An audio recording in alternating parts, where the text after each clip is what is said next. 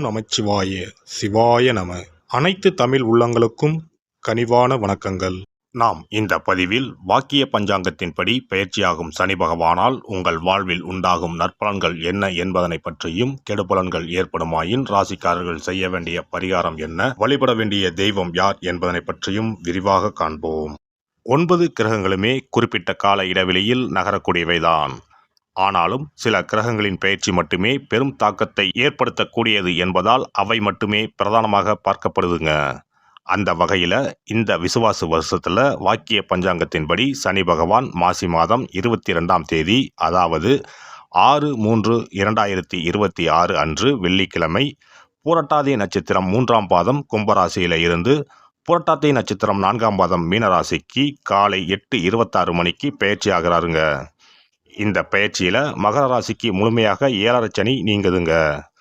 கும்பத்துக்கு பாதச்சனி, அதாவது 7.5 சனியின் கடைசி சுற்று ஆரம்பமாகுதுங்க. அதே சமயம் மேசராசிக்கு 7.5 சனியின் தொடக்கமான விரயச்சனி ஆரம்பம் ஆகுதுங்க. இந்த சமயத்தில் தனுசுக்கு அஷ்டாஷ்டமம், சிம்மத்துக்கு அஷ்டமம், மீனத்துக்கு 7.5 சனியில் ஜென்மசனி காலகட்டம் தொடங்குதுங்க. இந்த சமயத்தில் கடகத்துக்கு 9ஆம் இடத்துல பாக்கிய சனியாகவும், துலாம் ராசிக்கு 6ஆம் இடத்துல ருண ரோக சத்துருஸ்தானத்தில் வரக்கூடிய அமைப்பும் ஏற்படுதுங்க. அவருடைய 3, 7, 10ஆம் பார்வைகள் முறையே ரிஷபம், கன்னி, தனுசு ராசிகளில் பதியுதுங்க. இப்போது சனி பகவான் செல்லும் மீனராசி அவருடைய நட்பு வீடுங்க. அதோட அடுத்து வரக்கூடிய குரு பெயர்ச்சிக்கு பிறகு குரு பகவானின் 9ஆம் பார்வை மீனத்துல பதிய இருக்குங்க. இத்தகைய கிரக அமைப்புகள் மற்றும் சனி பகவான் மீனத்துல இருக்கக்கூடிய காலகட்டத்தில் ஏற்படக்கூடிய பிற கிரக பயிற்சிகள் இப்படி எல்லாவற்றையும் கணக்கில் கொண்டே இந்த பலன்கள் தரப்பட்டிருக்கு. எந்த சமயத்திலும் நிதானம் தவறாமல் இருப்பது, நேர்மை, நியாயத்தை கடைபிடிப்பது, பெற்றோர் பெரியோரை மதிப்பது, இயற்கையை பேணி காப்பது, அவரவர் குல முறைப்படியான தெய்வ வழிபாடுகளை செய்வது, இதெல்லாம் எல்லோருக்குமே பொதுவான பரிகாரங்கள் ஆகும். உழைப்பு, நேர்மை, உடற்பயிற்சி, நல்ல எண்ணம், பக்தி மார்க்கம், இப்படி இருக்கிறவங்க யாரா இருந்தாலும் அவங்களுக்கு சனி பகவான் எப்போதும் நல்லதையே செய்வாருங்க. நடைபெறும் இந்த சனி பயிற்சியில் உங்கள் வாழ்வில் வளமும் நலமும் செல்வ செழிப்பும் பெற்று வாழ்வில் உயரிய நிலையை அடைய எல்லாம் வல்ல எம்பெருமானை வேண்டி விரும்பி கேட்டுக்கொள்கிறேன். கும்பராசி அன்பர்களே, சனி பகவான் உங்கள் ஜென்ம ராசியான கும்பத்திற்கும் 12ஆம் இடமான மகரத்திற்கும் உரியவர். 7.5 சனியில் அவர் இப்போ உங்கள் ஜென்ம ராசியில் இருந்து விலகுவது நிம்மதியான காலகட்டம். அதே சமயம் 2ஆம் இடம் என்பது தனம், வாக்கு, குடும்பஸ்தானம் என்பதை நினைவில் வச்சுக்கணும். அதே சமயம் நாவடக்கம் உள்ளவங்களுக்கு இது நன்மைகளை தரக்கூடிய காலகட்டம். சனி பகவான் உங்கள் ராசி அதிபதி என்பதாலும் நன்மைகளே அதிகரிக்கும். அல்லவை நீங்கி நல்லவை ஆரம்பிக்கக்கூடிய காலகட்டம் இதுவாகும். அலுவலகத்தில் இதுவரை நீங்க பட்ட கஷ்டங்கள், தடைகள் விலகும்.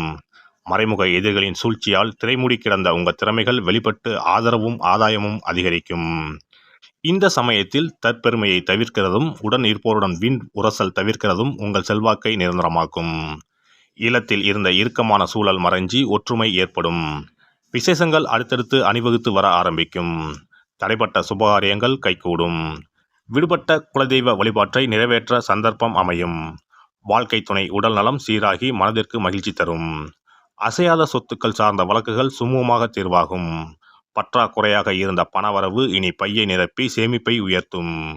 செய்யும் தொழிலில் நலிந்து கிடந்த நிலை மாறி புது பொலிவு ஏற்படும். சேதாரங்கள் குறைந்து ஆதாயம் அதிகரிக்க ஆரம்பிக்கும். எதிர்கால சேமிப்புக்கான தொடக்கம் இதுவாக இருக்கும்படி அமைச்சிக்கிறது நல்லது. விவசாயம், கால்நடை வர்த்தகத்தில் செழிப்பு மலரும். அரசியல் துறை சார்ந்தவங்க மனம் போல பாராட்டு, பதவி உயர்வுகள் பெறும் வாய்ப்பு நிச்சயம் வரும். திட்டமிட்டும் நேரம் தவறாமலும் உழைத்தால் திறமைக்கு உரிய உயர்வு நிலைக்கும். பெண்கள் திடீர் அதிர்ஷ்டத்தால் குதூகலம் அடையக்கூடிய காலகட்டம் இதுவாகும். மனதில் தன்னம்பிக்கையும் தைரியமும் அதிகரிக்கும். வாரிசுகளால் பெருமையும் புகழும் பெறக்கூடிய காலகட்டம் இதுவாகும்.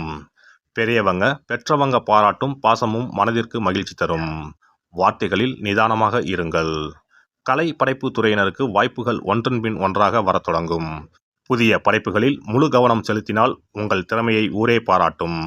மாணவர்கள் பாராட்டும் பரிசுகளும் பெறக்கூடிய காலகட்டமாகும். முன்பின் தெரியாத யாரையும் நம்பி உங்களை பற்றிய விவரங்களை ஒப்படைக்க வேண்டாம். வாகன பாதையில் சாலை விதிகளை மீறாமல் இருக்கிறது முக்கியம். வண்டியில் சிறுபழுது இருந்தாலும் உடனே சீர் செய்து கொள்ளுங்கள்.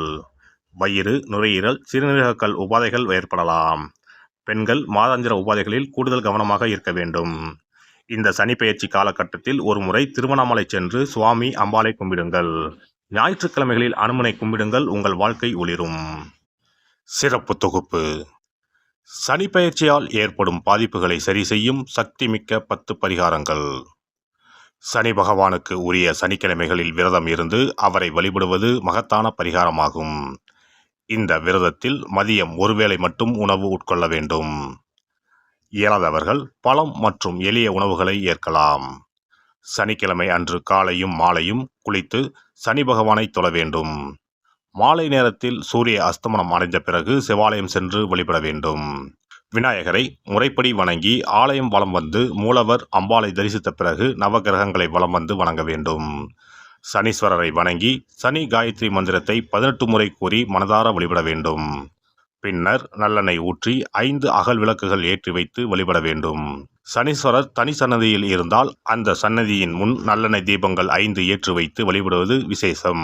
அருகிலேயே கிழக்கு நோக்கி அமர்ந்து சனீஸ்வரனின் சுப அருள் கிடைக்க வேண்டும், சனிதோஷ பாதிப்புகள் அகல வேண்டும் என்று பிரார்த்தனை செய்து வரலாம். இயன்றவர்கள் அன்றைய தினம் மாற்றுத்திறனாளிகளுக்கு அன்னதானம் வழங்குவது விசேஷம். சங்கடகர சதுர்த்தி தினத்தில் விநாயகருக்கு 8 சிதறு தேங்காய்களை உடைத்து நெய் தீபம் ஏற்றி அர்ச்சனை செய்து வழிபட்டால் சனியின் பாதிப்புகள் குறையும். அதேபோல் வெள்ளிக்கிழமை தோறும் அதிகாலை நீராடி அருகம்புல் மாலை சாற்றி அரசமர பிள்ளையாரை சுற்றி வந்து முறையாக வழிபட்டால் சீரும் சிறப்பும் நாடி வரும். தோஷங்களை எல்லாம் போக்கும் சக்தி பிரதோஷ வழிபாட்டுக்கு நன்மை உண்டு. அதிலும் சனிக்கிழமைகளுடன் இணைந்து வரும் சனி மகா பிரதோஷ நாளில் நந்தியையும் ஈஸ்வரரையும் வணங்கி வருவது சிறப்பான பரிகாரமாகும். அப்போது சுவாமி நந்தி அபிஷேகத்துக்கு பால் வாங்கி கொடுக்கலாம். அது மட்டுமின்றி திருக்கோவில் விளக்கேற்ற எண்ணெய் வாங்கி கொடுப்பதும் சிவாலயங்களில் வில்வத்தலத்தால் அர்ச்சனை செய்து வழிபடுவதும் மிக உன்னதமான பரிகாரங்கள் ஆகும். பொதுவாகவே சனி பகவானின் தானியம் எள். அந்த எள் எண்ணெயில் அவருக்கு விளக்கு ஏற்றி வழிபடுவதால் நன்மைகள் பெருகும்.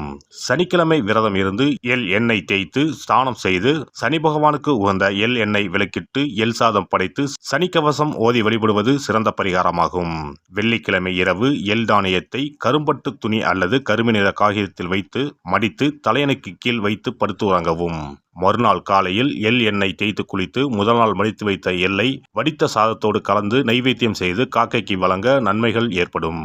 சனி தோஷங்களை போக்கி நன்மைகளை உண்டாக்கும் கண்கண்ட தெய்வம் ஆஞ்சநேயர். ஆகவே இயன்ற போதெல்லாம் அனுமனுக்கு வரைமாலை சாத்தி துளசி மாலை அணிவித்து வெண்ணெய் அர்ப்பணித்து வழிபட்டு வந்தால் சனிதோஷ பாதிப்புகள் நீங்கும். வீட்டில் நலப்புராணம் படிப்பதாலும் நேரம் கிடைக்கும் போதெல்லாம் ராமநாமத்தை உச்சரிப்பதாலும் பாதிப்புகள் நீங்கி பயனடையலாம். ராமநாம ஜபம், சுந்தரகாண்ட பாராயணம் என குழுவாக இணைந்து கூட்டு பிரார்த்தனை செய்வது மிக அற்புதமான பலன்களை பெற்றுத்தரும். சனிக்கிழமைகளில் சனி பகவானின் அதிபதியான மகாவிஷ்ணுவை வணங்கி விஷ்ணு சகசரநாமம் அல்லது அனுமன் சாலிசா பாராயணம் செய்தால் எண்ணற்ற நன்மைகளை பெறலாம். நல்லெண்ணெய், உளுந்து, இரும்பு சட்டி ஆகியவற்றை ஏழை எளியோருக்கு தானம் செய்யலாம். அதேபோல் சனி ஆதிக்கம் செலுத்தும் பூசம், அனுசம், உத்திரட்டாதி ஆகிய நட்சத்திர நாட்களில் அன்னதானம் செய்வது சிறப்பு. நடக்க முடியாத மாற்றுத்திறனாளிகளுக்கு நம்மால் முடிந்த உதவிகளை செய்தால் சனி பகவான் அருளால் மகிழ்ச்சியான வாழ்க்கை அமையும். எல்லாம் வல்ல இறையருளால் நீங்களும் உங்கள் அன்பு குடும்பமும் உடல் நலம், நீலாயுள், நிறை செல்வம், உயர் புகழ், மெய்ஞானம் ஓங்கி வாழ்க வளமுடன். இந்த வீடியோ பதிவு உங்களுக்கு பிடித்திருந்தால் லைக் பண்ணுங்க, கமெண்ட் பண்ணுங்க, ஷேர் பண்ணுங்க, மறக்காம சப்ஸ்கிரைப் பண்ணுங்க, பக்கத்துல இருக்கிற பெல் பட்டனை கிளிக் பண்ணுங்க. நன்றி, வணக்கம். ஓம் நமச்சிவாய. சிவாய நம.